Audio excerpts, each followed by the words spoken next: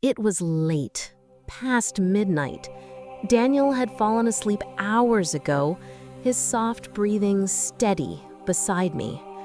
I was curled up with a book, the glow of my bedside lamp painting shadows across the walls. That's when I saw it. A tiny red dot, blinking, almost shy, nestled near the dresser, half hidden behind the vase I'd bought on a whim last summer. For a second, I thought it was nothing, a reflection from my phone, maybe. But when I tilted the lamp away, the dot stayed. Blink, blink, blink. My heart stuttered. I slid out of bed as quietly as I could, bare feet sinking into the plush carpet. Each step felt like walking on broken glass. Daniel shifted in his sleep, and I froze, ears straining, pulse thundering. I reached the dresser, and there it was. A camera. Small, black, tucked against the wall like a spider waiting in silence. My fingers trembled as I picked it up. It was cold, slick, heavier than I expected. The lens stared at me, unblinking now, but somehow alive. And then I saw it, the light at the back, on, recording. My stomach dropped. I turned to Daniel. His face was soft in sleep, lips parted, lashes casting shadows across his cheeks. He looked innocent, safe. But was he? Was he the reason there was a camera in our bedroom? The thought coiled around me like smoke, thick and choking. I clutched the device in my fist and slipped into the bathroom, locking the door behind me. My hands shook as I turned it over, searching for clues, a brand name, a marking, anything. There was a memory card inside. Full. I stared at it for a long time, and then I whispered, so low it barely left my lips, "Daniel, what have you done?" I didn't sleep that night.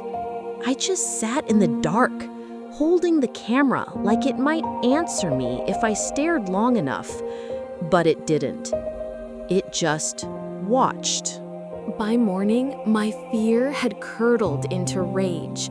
I waited until Daniel finished his shower, until the steam rolled out like smoke from a fire I couldn't put out.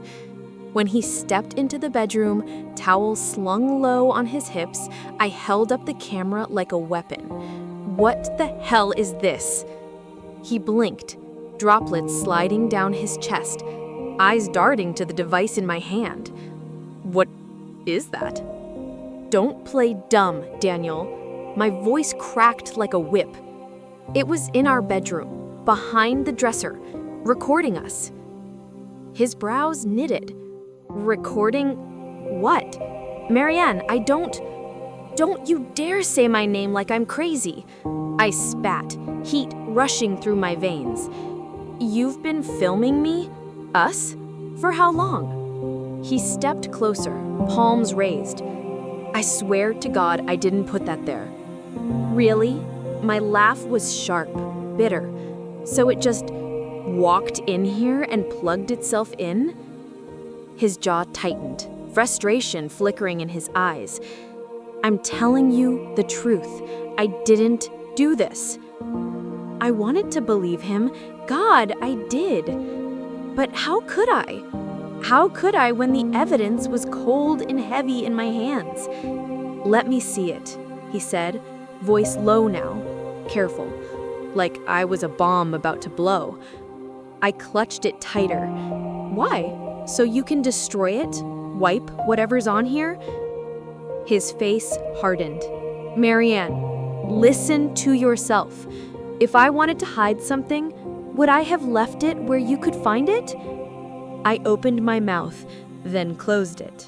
Because that made sense. Too much sense. And suddenly, Another thought slithered in, darker than the first. If Daniel didn't put it there, who did? The camera sat on the kitchen counter like an uninvited guest. I stared at it over my untouched coffee, the bitter scent clawing at my throat. My fingers hovered over the memory card, heart pounding like a drum in a dark room. I told myself to stop, to leave it alone, to pretend this was nothing but a misunderstanding. But then I thought of that little red light, watching, recording, and the choice was gone. I slid the card into my laptop. For a second, the screen was black, silent, waiting. Then, the first clip appeared. At first, it was us, me and Daniel, laughing, talking, doing ordinary things in our bedroom. Things no one else should see. My stomach twisted. I clicked through another clip and another until something made my breath hitch. The angle was different, lower, closer, and in the reflection of the wardrobe mirror, I saw movement. Not me, not Daniel, someone else. A shadowed figure slipping into the room in the dead of night. The footage showed them standing over us, watching, breathing, for 7 minutes, and then gone. I froze, bile rising in my throat. This wasn't about Daniel. This wasn't about me being paranoid. This was someone else, someone who had been inside our home while we slept. My hands shook as I slammed the laptop shut, and for the first time, I felt it, really felt it. We weren't safe, not even in our own bed. I didn't tell Daniel, not yet. What would I even say? That someone had been creeping into our room at night? That we'd been living in a glass cage and never knew? No, I needed to be sure first. I needed proof. So I tucked the memory card back into its slot, shoved the camera into my bag, and smiled through my teeth when Daniel said his mother had invited us for dinner. Sounds great, I lied, even as dread knotted in my stomach. The house smelled like rosemary and wine, warm, inviting, a mask, like everything else. Diane floated around the kitchen, humming softly, her pearls gleaming in the light. She hugged me a little too tightly, her perfume sinking into my skin like poison. "Darling," she said, brushing a strand of hair from my face, "you look tired. Everything all right?" "Fine," I said, my smile glued in place. "Just busy." Her eyes lingered on me for a second too long. Then she smiled and turned away. Dinner was a blur of clinking glasses and laughter that sounded wrong, like music out of tune. I barely tasted the food. My mind kept circling the same question. Who was in that video? When I excused myself to the bathroom, I heard it. Her voice. Soft, almost playful. "You should be more careful about what you do behind closed doors." My blood turned to ice. When I stepped back into the hall, Diane was standing there, smiling sweetly, a glass of wine cradled in her hand. "Everything all right, dear?" she asked. And I smiled back, because now I wasn't sure who to be afraid of more, the stranger in the footage or the woman smiling at me like she already knew. I didn't sleep that night. Not after Diane's words. Not after that smile that felt like a secret with teeth. When Daniel's breathing settled into that deep rhythm I used to find comforting, I slipped out of bed and sat in the dark with the camera in my lap. I couldn't stop replaying that footage, the shadowed figure standing over us like a ghost in flesh. The thought of someone watching us so intimately, so silently made my skin crawl. And now I wasn't sure who the real intruder was. By morning, I had a plan. I bought a camera of my own, sleeker, smaller, a predator hiding in plain sight. I set it up in the bedroom, angled toward the door, its eye wide open. And then I waited. The first night, nothing. The second, nothing. By the third, I almost convinced myself it was paranoia, until I checked the footage. The timestamp read 2:13 a.m. The door opened without a sound. The figure slipped inside. Not Daniel, not a stranger.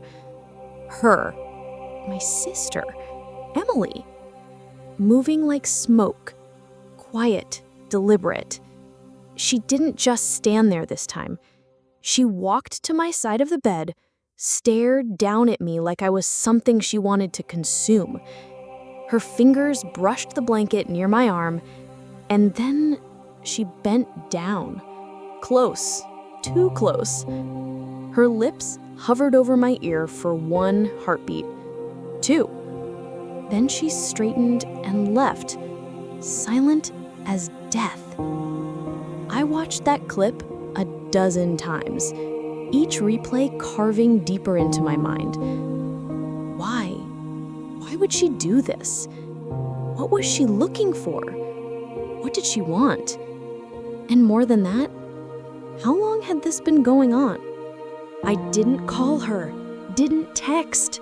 I just showed up at her apartment with the footage loaded on my phone, my pulse pounding like a war drum. She opened the door with a smile that was too bright, too rehearsed.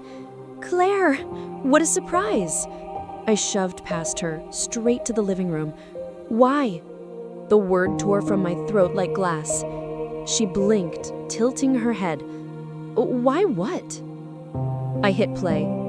The color drained from her face. She didn't deny it, didn't even flinch. Instead, she sat down on the couch, folded her hands in her lap, and said softly, "I knew you'd find out eventually." My stomach nodded. "You've been in my house, in my bedroom, watching us." "I wasn't watching you." Her voice was calm, too calm. "I was making sure he didn't hurt you." I stared, stunned. "Daniel? What are you talking about?" Her eyes met mine, steady, unblinking. "He's not who you think he is, Claire. He never was." I laughed, a sharp, broken sound that cracked the air. "Are you out of your mind? You sneak into my house in the middle of the night because you think Daniel's dangerous? Do you hear yourself?" Her expression didn't change. "I'm not crazy, and if you'd seen what I've seen, you wouldn't trust him either." The words hung there, heavy and poisonous, and in that silence, something shifted inside me, because for the first time since this started, I didn't know who the enemy was anymore. I stared at Emily, my pulse roaring in my ears. "You're lying," I whispered. "You've hated Daniel since day one. You're doing this to break us." Her lips curved, not into a smile, but something colder. "Am I? Then check his phone, Claire. Check his bank statements. Check the messages he doesn't want you to see." I shook my head, backing away. No, you're twisting this." "Am I?" she repeated softly. "Or is he the one twisting you?" I left her apartment without another word, slamming the door so hard it rattled the frame. My hands were shaking as I drove, her voice echoing in my head like poison. "Check his phone. Check his phone. Check his phone." When I got home, Daniel was on the couch, scrolling through something on his screen. He looked up, smiling like nothing was wrong. "Hey babe, you okay?" That smile, God, it made me sick. "Give me your phone," I said, my voice steady only because I was holding it together with nails and teeth. His brows furrowed. "What?" "You heard me." "Claire, what the hell?" "Give me your phone." Something flickered in his eyes.